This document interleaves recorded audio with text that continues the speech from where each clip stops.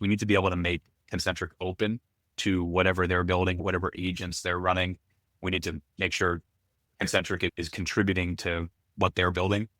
And so that's where we recognize we have to make sure we're bringing these models to the core platform and we're building features on top of them, but we're also exposing them directly to customers via API so that the most sophisticated customers can build themselves on the platform and then enable agents to talk to those tools so that your more representative customer is able to use a state-of-the-art frontier agent and have it be that much more powerful because it can talk to the data, it can interrogate the data that's within Concentriq.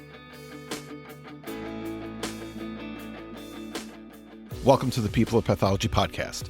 I'm Dennis Strang. On this podcast, we explore pathology, one story at a time, and connect with the people behind the diagnosis. Digital pathology is constantly evolving, so the tools we use need to evolve as well. And that's the idea behind Proscia's newest release, the 5th generation of its Concentriq platform.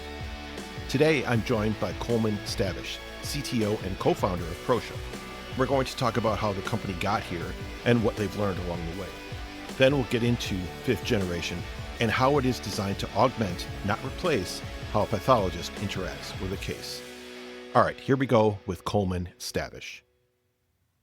Coleman, thanks for being here with me today. Thanks for having me, Dennis. It's great to be on. Yeah, this is going to be an interesting conversation. Now, let's start with your background then. So you study computer science, and I have to think that pathology isn't really the first field that software engineers are going to think about. So I want to get into that part. Like, how did you first discover pathology and get into this field? Great question. This dates back about 2014. I was at the University of Pittsburgh studying computer science and recently finished a software engineering co-op rotation at Bombardier Transportation doing automated train control. So pathology was not on the top of my mind. But that changed when I got a call from my longtime friend, David West. So David and I grew up together in the Philly area, went to kindergarten through 12th grade together. And he gave me a call saying, I'm working on applying analysis algorithms to pathology images. And he needed help building a web application to view and analyze these images. And so, that piqued my interest. I really didn't know much about pathology. I walked by UPMC every day, but pathology was just out of my mind. But David gave me the elevator pitch as best you can do to someone who's, a layman. And he said something like, it's the gold standard of cancer diagnosis. It's 100% analog. Imagine what people could do with high resolution images of the tissue and related software that could work with those images. So that was enough to get me interested and spent some time reading some papers from the journal Pathology Informatics. It was enough for me to spend the summer working with David and our co-founder, Nathan Bookbinder, who both of whom were studying biomedical engineering at Johns Hopkins at the time. So that's where I got the bug for pathology. So was this like David gave you the pitch and you were right away, you were in? Yeah, pretty much. I'd known David for a while, and when he gets passionate about something, that's enough for me to pay attention. And I was looking for areas to apply my software engineering experience, and that's always been a good outlet for me. And so looking for applications or areas in which that could have an outsized impact. Gotcha. Okay. So you're one of the co-founders of Proscia, like you mentioned, and this was nearly a decade ago. Can we go back to the early days of Proscia? When you look back, what did you think digital pathology would become? And then I want to get into like what has, over the last 10 years, what has surprised you the most? Yeah, I think from the early days, our vision that we had, and that was, I wouldn't say this was unique to us. I think plenty of pathologists that we talked to, laboratory staff, other vendors, they had a similar vision, which was we want digital pathology to become pathology. We want to be able to one day drop the digital qualifier from digital pathology. And following from that, there would be computational augmentation of what the pathologist does. So working with the pathologist, tools that can help them do things that they do today, but maybe even help them provide more input into a precision medicine puzzle in the form of maybe computational biomarkers or other signals that might be available in even H&E or other IHC images. So that was the vision. And I think that vision is still true. We still have that vision today. Many people in the space have that vision. And we're starting to see the realization of that within some reference labs and hospital systems and biopharma companies. There's still a long way to go to fully realize that vision. But I think we're seeing the trajectory that we're on right now is promising. The thing that surprised me most early on, it was, I guess, more of a reality check in the very early days, is the world is not going to adopt digital pathology just because it's digital. I think it's easy for someone with a software or technology background that's limited prior healthcare experience to just assume that everyone has an innate desire for everything to become digital. And that's just not true. And I think it's especially true in the field of pathology, where this is a practice that has a refined way of working over decades. The laboratory workflow has been optimized to a tremendous degree. Pathologists fly around on the microscope. They're amazing to watch. And so you can't just assume that, oh, wow, I got a piece of software that can show the image and it looks like it does on the microscope. That just is not going to move the needle. And that was the early idea. A few months into our Proscia journey was, okay, we have to recognize that what we're trying to do is valuable, but we have to earn our place. We have to actually give people a real reason to adopt digital pathology. We have to make this worth people's time. We have to show that it's actually going to help them and help their patients, help their drug discovery, help their R&D. And so that was the early reality check. And that kind of set us on the right track. But it did take setting foot inside a couple pathology labs just to realize, no, we think we can play an important role here, but we're still going to be a relatively narrow slice of what is a big ecosystem. That's interesting that you had that kind of realization, or that reality check, you called it, that early on. Over time, that gotten easier to kind of convince labs or pathologists to adopt digital pathology? I mean, it's obviously still not as widely used as I think a lot of people expected, but do you think that's an easier conversation now? Because I've been having these conversations for 10 years, and the kind of funny looks you would get at conferences or even just in meetings, just incredulous looks about, what are you even talking about? What are you talking about? Oh, you mean the scanner that I used to scan a couple slides for presenting at a conference? You want me to use that for diagnostic purposes? You want me to run an algorithm off that image to do a quantitative analysis of this HER2? There's a couple people who were going to these conferences back in 2016 I'm talking about Pathology Informatics Summit. You had Pathology Visions. You had a couple of the true believers early on, but most of the civilians you would see out there were just not thinking along these lines. Nowadays, I can't qualify this statement, but it seems like everyone at least knows someone who's practicing digital pathology, even if they're not today. And I think that changes the dynamic tremendously. There is a big feeling, I can imagine, of going out on a limb, putting your job and potentially career on the line to change the way your lab business operates. And if you don't have proof points from peers, competitors, somebody, it's hard to expect you to really do that. Nowadays, I think there's enough of those proof points where if we're not doing it now, we've got real plans to do it, and we're not just talking about it. So I think that's the sort of vibe shift that I've seen. And it wasn't 5 years ago. I think it was more recently than 5 years ago that we saw that change. That sounds about right. Let's get back to your role at Proscia. So you're Chief Technology Officer. Can we talk about what does that mean? And then is there something like a typical day for you? Yeah, it's a funny question.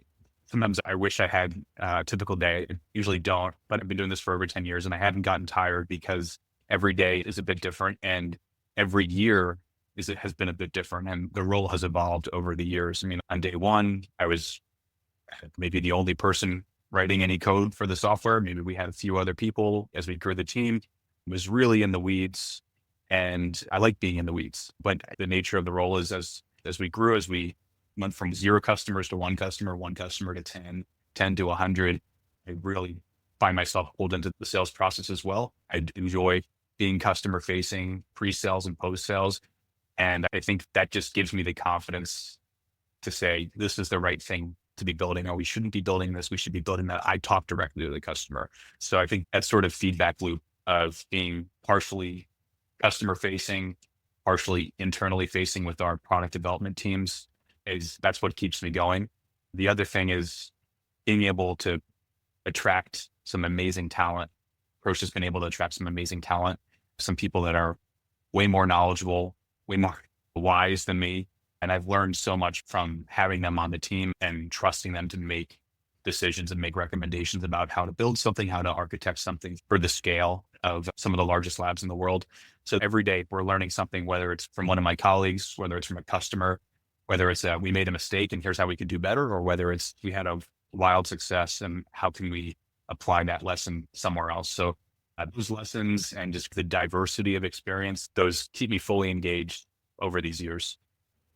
Okay, I like that. You're constantly learning new things and you get to interact with the customers, which it sounds like you enjoy. So this sounds like a pretty rewarding position for you. Yeah, I built really nice relationship, really rewarding relationships with customers, some of our vendor partners, team members, and it's amazing what happens when you have people who have a common goal, whether that's people at Proscia with a common goal, whether it's customers and Proscia working together to go digital for the first time. We feel like we're part of that customer team. We're not just selling them a piece of software and walking away. We're not going to win their business year two if we didn't make sure they were successful year one. So we feel like we're part of a team, and the hard work and the wins are really, really bonding. Okay. Okay. I like that. That's good. So there was a press release recently. Proscia came out with the Concentriq 5th generation just recently. And in that, there's a quote from you. You described 5th generation as the biggest advancement to Concentriq in 5 years. And I'm curious what might have changed in pathology or in AI that made it necessary to rethink the platform from the ground up instead of continuing to add new features. Yeah, it's a great question. And it's something that we've given a lot of thought. We didn't just wake up one day and say, we got to build the 5th generation Concentriq and we're going to whiteboard everything and then build it for 6-12 months and then release it. This was an evolution that was ongoing for many quarters, probably 1 or 2 years. We were seeing technology advancements, for example, large language models, image foundation models, some of which were generalized, some of which were pathology domain specific. Mm-hmm. And just seeing what people are publishing in the literature and realizing that we're now seeing an explosion of capabilities that previously would have taken months to years to build in a very high risk way. We could, using foundation models that have already seen millions of images, you could prototype a compelling task specific model that might perform some kind of prediction or classification. You could prototype something with maybe 10 or 20 images and you got pretty good reason to believe it's going to be robust, just given that it's built on such a heavily, widely exposed foundation model. So that's something that we saw, that sort of explosion of AI capabilities. When we think about 5th gen, some of the foundation model inference, we actually added well before we publicly announced 5th gen launch, we added the foundation model inference API to our platform. We didn't think that was going to have any impact on pathologists day to day. We thought this is going to be useful for a couple of data scientists at some pharma companies. They're going to use this to run these foundation models on the images they already store in Concentriq, and they're going to use it to accelerate their own AI development. Mm-hmm. We later realized that that's still true, but this could be a lot more useful if we kind of make this part of the core Concentriq platform and just enable Concentriq itself to make use of the foundation models, bring agents into Concentriq to make use of those, let customers bring their own agents to Concentriq. So they've already spent years accumulating petabytes of data in Concentriq. They're not going to be able to export that data to something else. We need to be able to make Concentriq open to whatever they're building, whatever agents they're running. We need to make sure Concentriq is contributing to what they're building.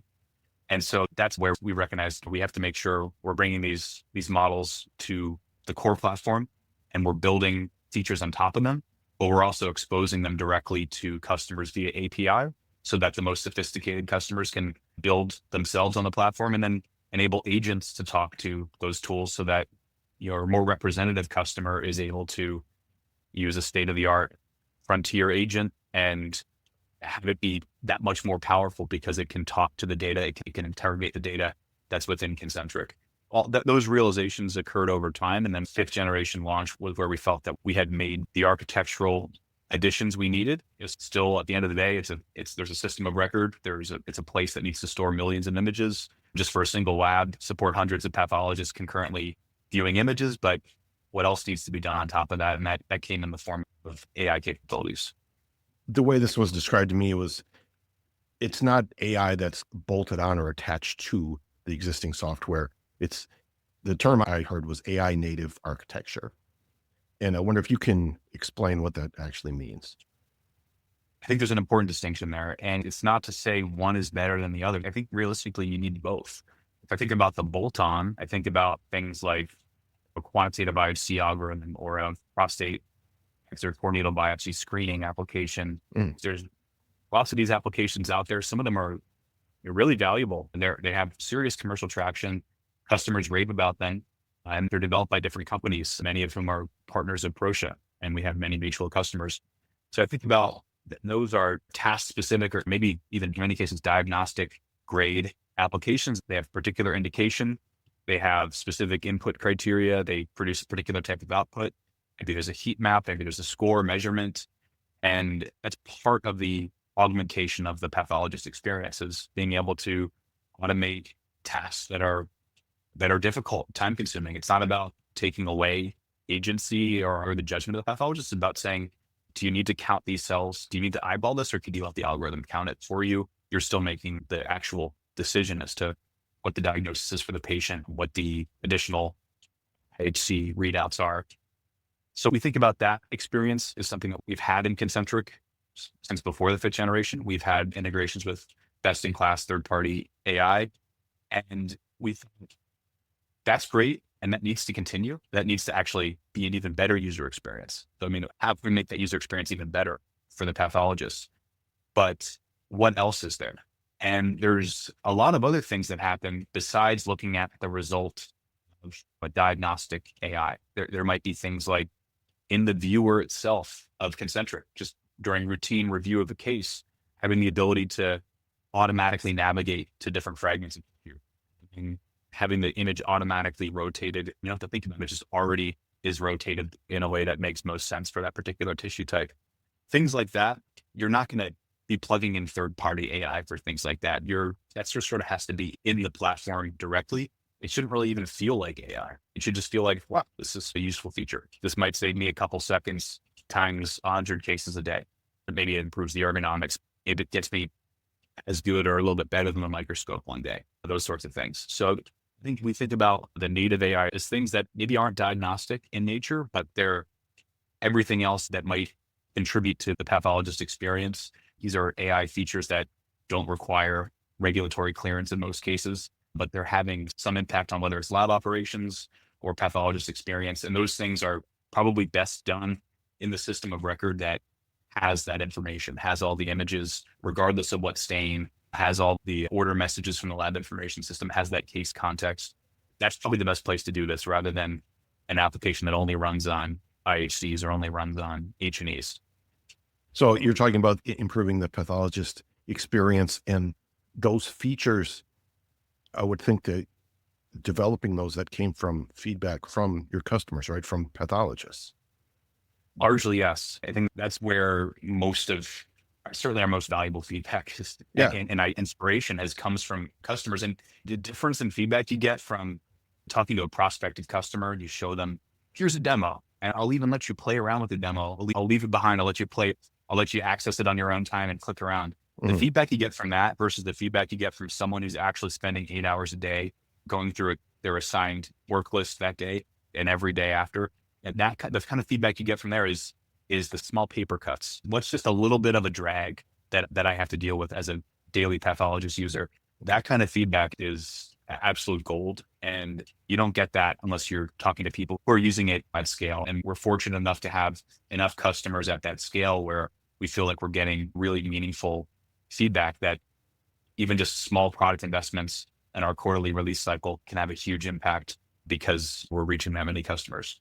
And another thing you mentioned was you're able to utilize, or customers are able to utilize, third-party applications or make their own applications, right? Which, to my understanding, that's been a feature of Concentriq from the beginning, right? It has been. I think we've just gotten better at enabling that. We've always been proponents of letting customers build on Concentriq. I mean, I'm thinking back to the first biopharma customer, the deal we ever won, I think it was back in 2017, 2018. The reason we won against a competitor was we were giving customers our API. We said, here's the API. We're going to keep building more features, but we're not going to stop you from building some automation on top of this or integrating some algorithm you build. You can just go ahead and do that. We're not going to stop you. We're going to enable you to do that. And that was a good reinforcement learning, if you will. We got rewarded for making that product strategy decision. And we've since continued to invest heavily there in making those APIs exposed to customers and partners. So if there's a new startup that comes out there and they have an interesting algorithm for a particular use case, we'll just give them the API documentation. We'll give them a development test environment that they can work with, test their algorithm with. And then hopefully, if we think there's viability in the market, we might be able to resell their solution, or they can go independently sell and do so with confidence that their solution is going to work with Concentriq. So I think we've learned, we used to be that small startup company that was trying to elbow our way into the room with some bigger players. And we've had some very positive experiences with other vendors who gave us SDKs, gave us APIs, and some other companies that weren't as welcoming. But we think open platform is the way to go.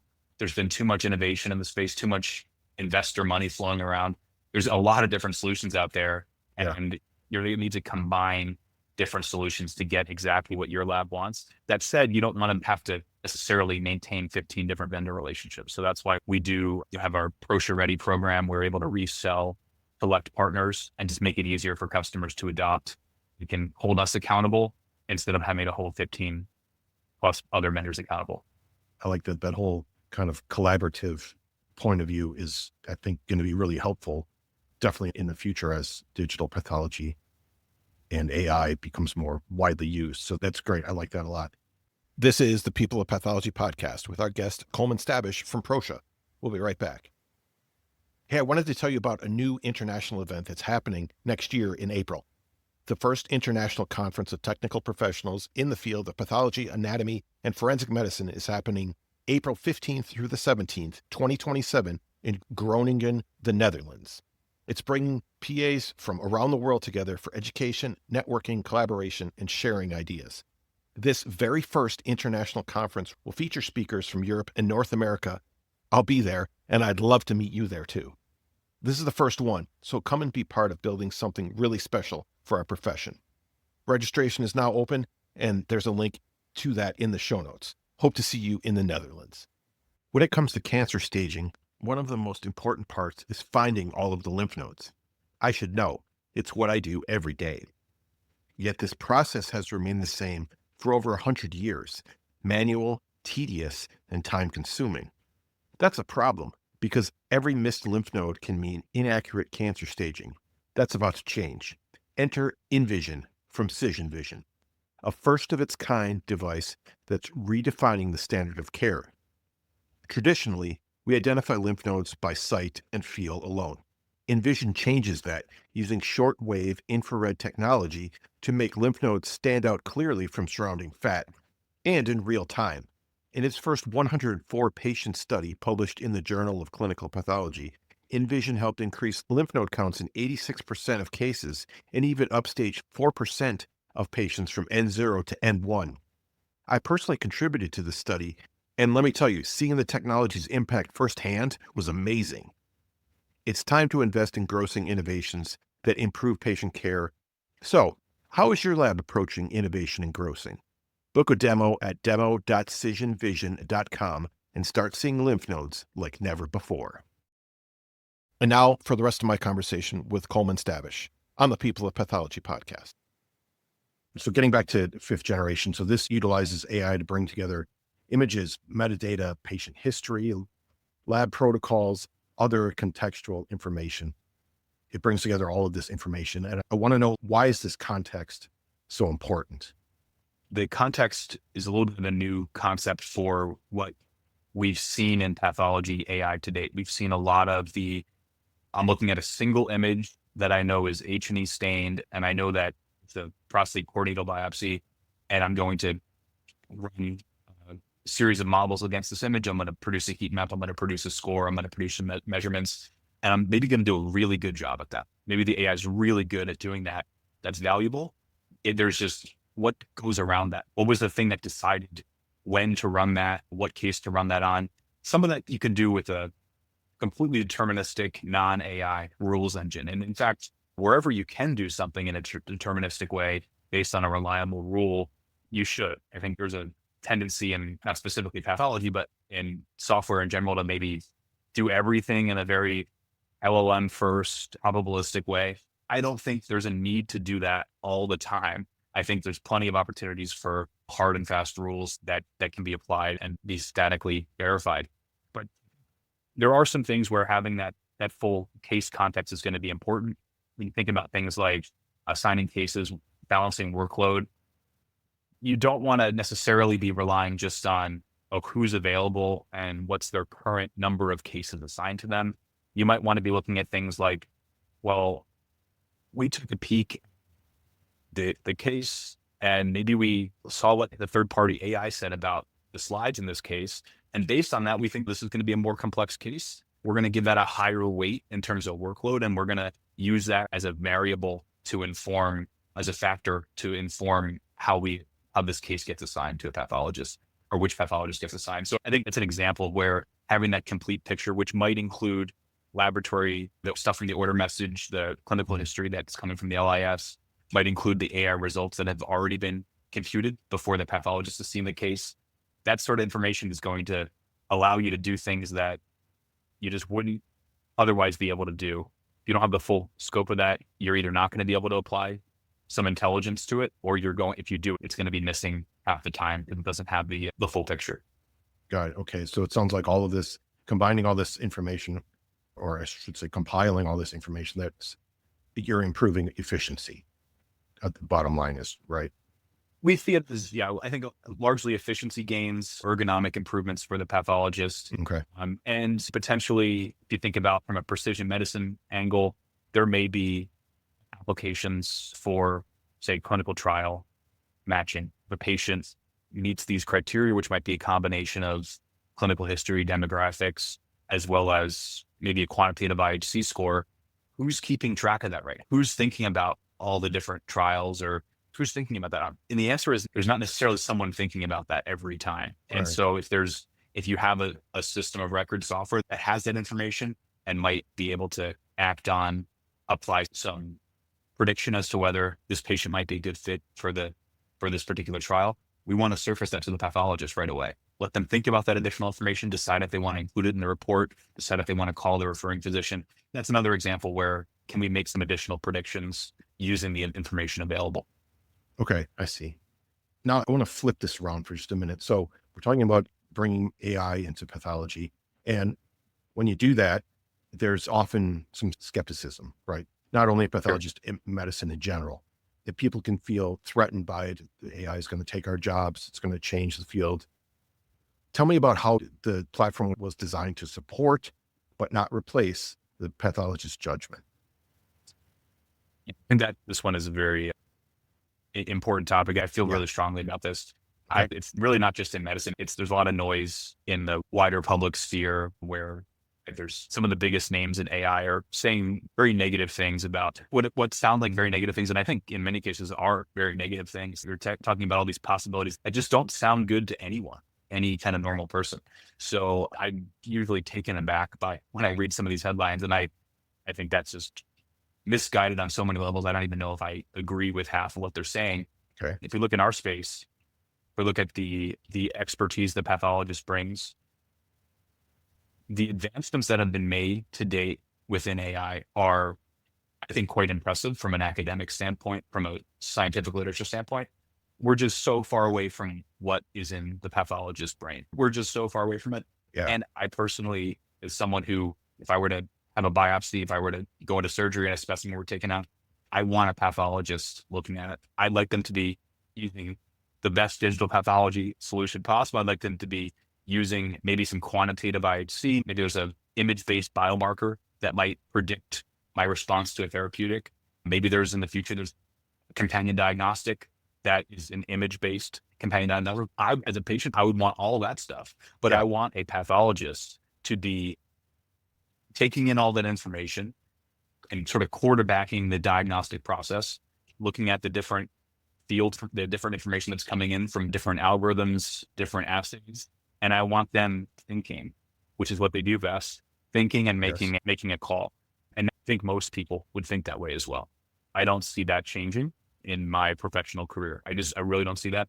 I think the other kind of crass way to look at it is I also think liabilities, you need someone to be responsible. You need someone to be responsible for making a call. And I think you can't hold an algorithm responsible for something. You need to have a responsible expert apply their judgment and document their findings and stand by those findings. And I think that's essential to the practice of medicine. And I don't think that's going to change in my professional career.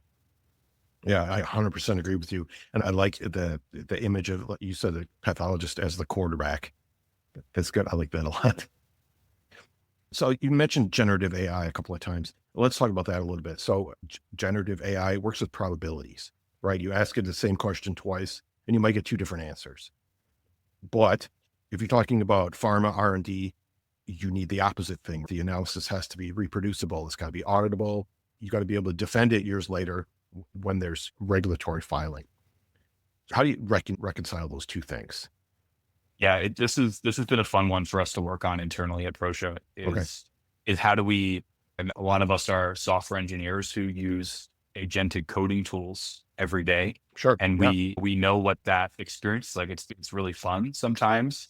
And sometimes it's just like, wait, did Claude just get dumber? Like, well, did something happen? Did they change something without us knowing? Just what happened as good as it was? And even if it's as good, you ask it the same thing, even 5 minutes later in a different session, it might give you something totally different. You might disagree on basic facts. It might give you a different looking solution when it comes to what the code looks like. So having an agent to generate code is really cool, really powerful.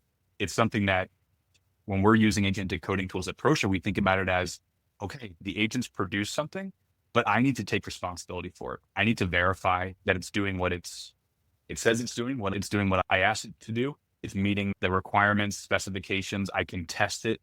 I can prove that it works independently. I'm not just going to let the AI tell me that it works. I'm going to have an independent way to assess the behavior or something. Okay. That's what we have to do as software engineers in today's world. And if you think about how does that sort of generative or agentic development apply in a pharma R&D setting when it comes to image analysis or biomarker discovery, maybe you want an agent to be assisting you towards performing an experiment. You have a hypothesis. You want to be able to talk to the agent and explain that hypothesis in plain English. The agent has access to data.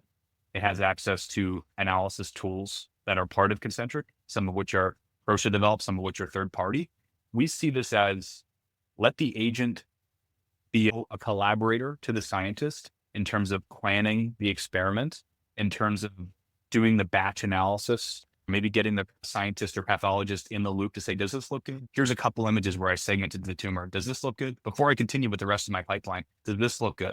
Do we need to make this more sensitive? Maybe give me another annotation of the tumor infiltrating lymphocytes so I can be a little more accurate with my classification. Get that human in the loop feedback captured, and then apply a locked down pipeline across 1,000+ images in the study. So every single image is getting the same exact pipeline. So that was where the generative AI came in terms of trying to understand the user's problem and apply it to the data at hand, apply it to the tools and analytic tools available and string them together. But the actual execution of those individual steps, that's all 100% deterministic. That's how we see this playing in this space to get the best of both worlds, basically. Get you the reproducible, fully auditable provenance of the result, but you get the power of the problem decomposition from the agent. You get the just brute force ability to apply analysis to a batch and to take away the manual steps that would have otherwise be done in the kind of old way of working. So I think that's the line we're trying to walk. And we're currently working with customers to validate that hypothesis. And we're trying to build this with our customers. Okay, I see. So it sounds like you're using the agents, the AI agents to do specific tasks, but you still have the research scientist or the pathologist, again, the quarterback. So like you mentioned earlier, Concentriq is now used by laboratories handling millions of patient cases each year and by many of the world's largest pharmaceutical companies. What have you learned from those users that then directly influenced how you designed fifth generation? Yeah, I think there's two things here that come to mind when we think about our customers, and some of whom are scanning millions of slides a year. They're just really multi-state, in some places multinational. our multi-continent operations. And it's really humbling to see that operation, how many thousands of people are working in that laboratory operation to make it run, in many cases, around the clock. Mhm. And that is it's a sobering and humbling experience to see that, because it means that the software you're building needs to not break. It needs to have all these cool, shiny features, but it just can't break. And if the shiny new feature doesn't work at that kind of scale, it's worthless. It's absolutely worthless. Or it's actually maybe worse than worthless. It may actually be a negative thing. It may actually cause more problems than it's purported to help with. Are there moments where you're sitting around with David and Nathan and you're going, look at what we built, when everybody else they're approaching, you're like, this is amazing. We started from the small startup company and now we're working with these multinational companies. Do you have those kind of moments? I'd say sometimes there is a little bit of, there's certainly a reflection and recognition of the scale we're at now and what responsibilities come with that. I would say, at least for me, I won't speak for David and Nathan. For me personally, I love what I do. I'm very fulfilled in my role, but I don't really celebrate too much. Because every time you win a new customer, every time you do something, it's, well, that's what I should have done. That's what I should have done. Like, Okay. Yeah. Now I got to go. What's the next thing? So there was a little bit of that, and maybe that sounds bad. We'll celebrate the wins, but this is the business and it's a vocation. We have an ongoing obligation to our existing customers and to future customers, and we want to positively impact the patients as well, even though we don't directly interact with them.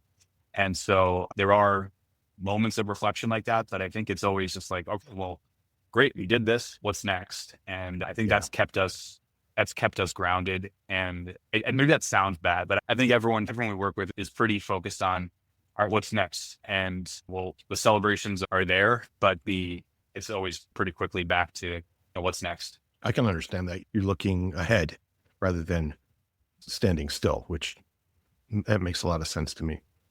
All right. I want to end, I guess, back at the beginning. So like we said, it's been part of Proscia since the beginning. And looking back, was there a moment when you realized AI wasn't just going to improve digital pathology, but it was going to radically change what pathologists could accomplish? I think it comes down to the recognition that I think many people have seen, and you see this in the literature, the recognition that you can predict things. You can have an algorithm predict things based on an image.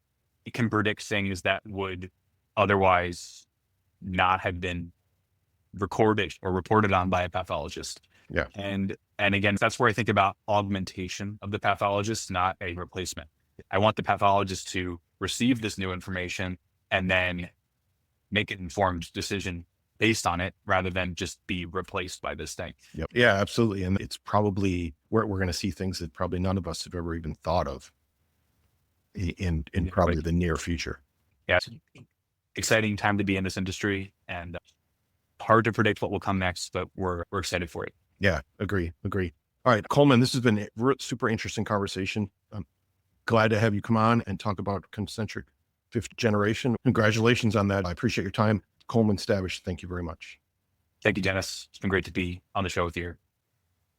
If you're looking for another episode of the People of Pathology podcast to check out after this one, here's a clip from my interview with Juliana Ianni as we talk about how foundation models could rapidly increase advancement in digital and computational pathology.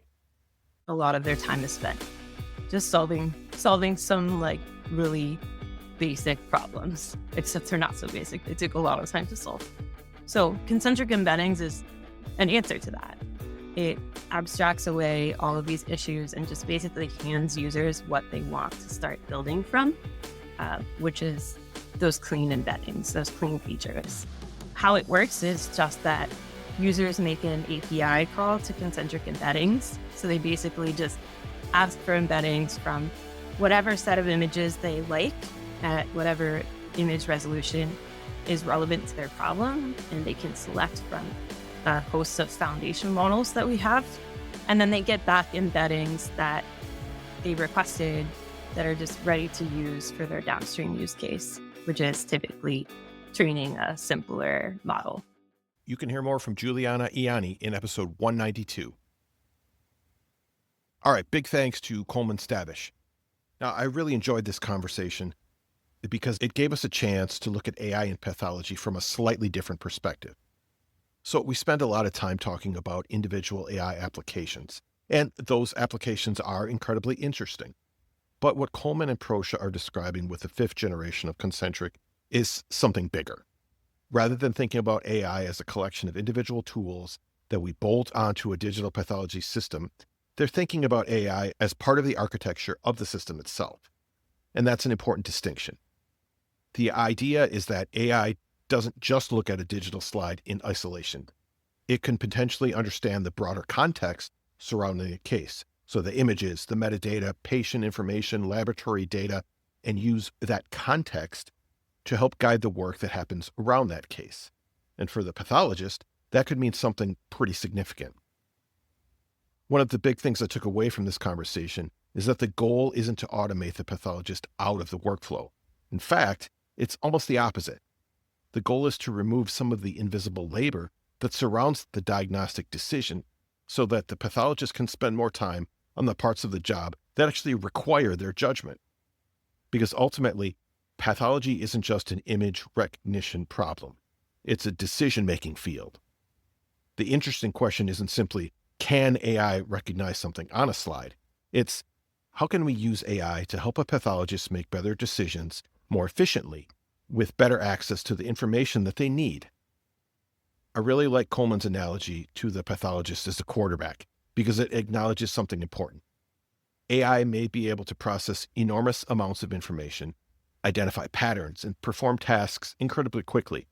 But someone still needs to understand the clinical context, weigh the evidence, recognize when something doesn't make sense, and ultimately take responsibility for the diagnosis. That's where the expertise of the pathologist remains so important. And then there's the other side of the Concentriq platform, the work happening in research and drug development.